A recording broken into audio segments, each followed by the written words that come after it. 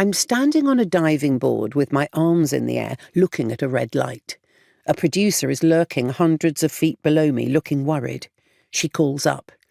"You're not showing enough." I hiss back. "It's been agreed. No camel toe." But the producer wants more. "Do not dive until the red light goes out," she says, adding, "and look scared, but in a funny sort of way."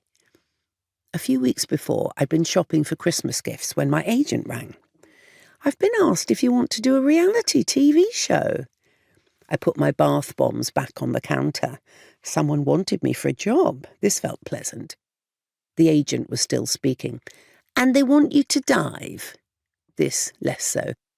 "Dive? Where?" "Water." I had no idea if I could dive. I didn't even know if I could jump into a pool. I'd got into the habit of lowering myself in via the steps in the shallow end to protect my highlights. "Why?" "Because it's Splash, a new diving show with Tom Daly. Everyone has to dive." "Can't I still be in it and not dive?" "No, they've already got Jo Brand." "Why? What's she doing?" "Judging." Of course she was. And it was with a dull sort of sadness that I knew I would now have to dive in public for money. The red light goes out. I tip myself forward and make myself fall into nothingness. I was 10 years old when I first discovered not everyone finds the same things funny. My mother was looking grim. I'd just started on my evening Nesquik when I was summoned downstairs. "I've just had Mrs. Finch on the phone." "Oh, yes." "She noticed some ink on Sarah's knickers this evening. Do you know anything about that?"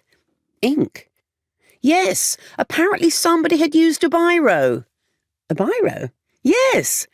There were a pair of eyes on her—" My mother paused. "Bottom, which Mrs. Finch said hadn't been there when she left this morning." I said nothing. "Mrs. Finch said she's rather concerned." Until Mrs. Finch's concern, I was in a really good mood. We'd all had such a laugh, and now this. "We were just doing a game where I was a surgeon," I began, "and I drew these eyes as part of the operation, and it was so funny, and—" "I'll have to tell her you were showing off," sighed my mother, and went off to phone Mrs. Finch to apologise. Showing off were the words adults used to describe my need to be hysterical. This was meant as a criticism. Occasionally I got praised when a bit of levity was needed to sort an awkward moment the grown-ups had created for themselves, but mostly it was punitive.